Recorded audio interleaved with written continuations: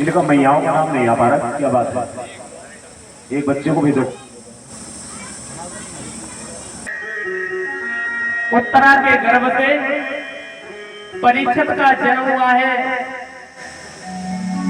आज परीक्षित का जन्म होते ही युधिष्ठिर ने प्रजातीर्थ नामक शुभ मुहूर्त में दान किया है। रुपए, पैसे, अन्न, भूमि, जल, गौ इत्यादि दान की है। प्रजातीर्थ समय क्या होता है पता है? सोवर में दान नहीं किया जाता, सूतकों में दान नहीं किया जाता है।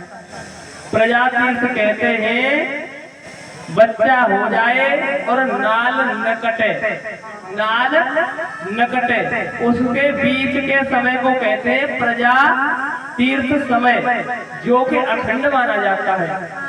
उस समय पर अगर 1 रुपए का कोई दान करता है, वह 1 रुपए का दान 1 अरब रुपयों में बदल जाता है। इतना पुण्य होता है प्रजा तीर्थ समय में दान करने का। मैं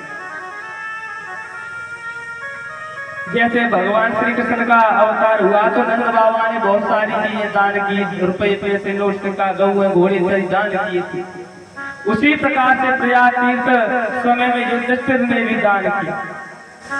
समय आगे आते ही जब परीक्षित जी बड़े हुए तो उनका विवाह हुआ उत्तर की पुत्री इरावती से, और जन्मे आदि 4 पुत्र भी हो गए।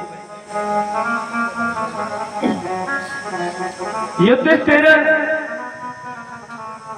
सभी 5 पांडव स्वर्गावास के लिए चल दिए हैं और अपने नाती से कहा कि कोई शरण में आए, चाहे दुश्मन भी हो उसे क्षमा कर देना और सत्य का पालन करना, परमात्मा का ध्यान करना और अच्छी तरह से जीवन यापन करना।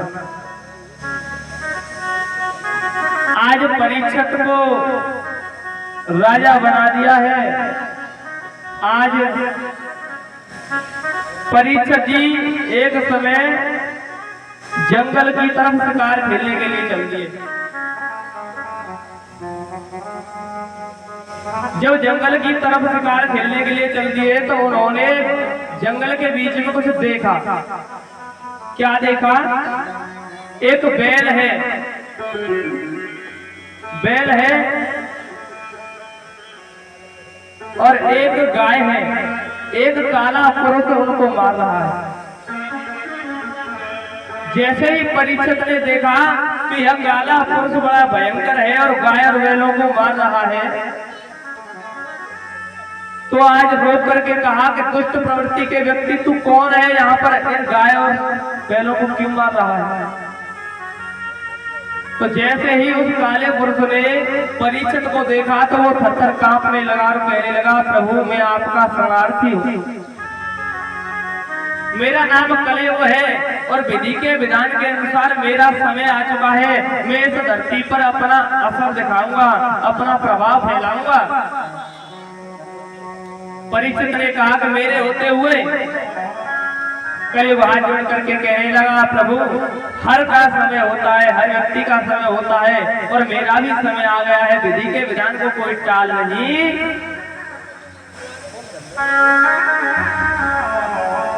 आज कहा कि तू मेरे रहते यहाँ इस पृथ्वी पर निवास नहीं कर सकता। तो कलयुग शरण में आ गया और पैरों में गिर करके और शरण में आकर के कहने लगा, प्रभु मुझे कुछ जगह दीजिए क्योंकि मेरा समय हो चुका है, मेरा समय आ गया है, मुझे रहना ही पड़ेगा। मुझे कुछ समय जगह दे दीजिए जहां मैं अपना निवास कर सकूं। तो परीक्षित ने अपने दिमाग में सोचा, अपने मन में सोचा कि जो बुरी जगह है वहां पर कलयुग निवास करता है, तो क्यों न इसे बुरी जगह ही बता दी जाए। तो बताया कि तुम द्यूत होता हो वहां पर रह सकते हो, जहां जुआ होता हो, जहां मदिरा पी जाती हो, मद्यपान, जहां मदिरा का सेवन किया जाता हो वहां रह सकते हो।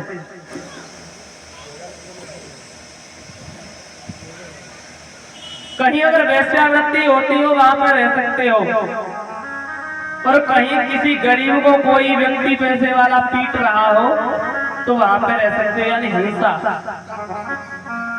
4 जगह बताई है आज। तो कलयुग हाथ जोड़ करके कहने लगा, प्रभु 4 जगह मेरे लिए कम है, मेरा विशाल शरीर है।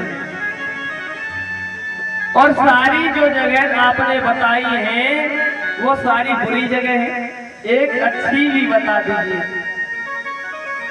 आज परीक्षित राजा कहने लगे कि मैं तुझे बता तो दूंगा, एक अच्छी जगह भी बता दूंगा, लेकिन तुझे पहले कलयुग की विशेषता बतानी पड़ेगी, क्योंकि तेरे आने से कलयुग फैल जाएगा और पाप ही पाप होगा। कोई ऐसी विशेषता तू बताएगा मुझे जिससे मेरे मन में संतुष्टि होगी, तो मैं तुझे एक जगह और दे सकता हूँ। तो कलयुग बताने लगा है और कहने लगा है, प्रभु सतयुग में, द्वापर में और त्रेता में व्यक्ति सर को पटक पटक करके तपस्या कर करके मर जाता था, लेकिन उसकी मुक्ति नहीं होती थी।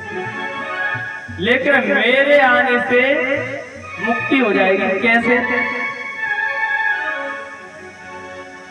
सतयुग त्रेता मुक्ति हेतु सर पटक पटक मर जाते हैं, सर पटक पटक मर जाते हैं, सर पटक पटक मर जाती है।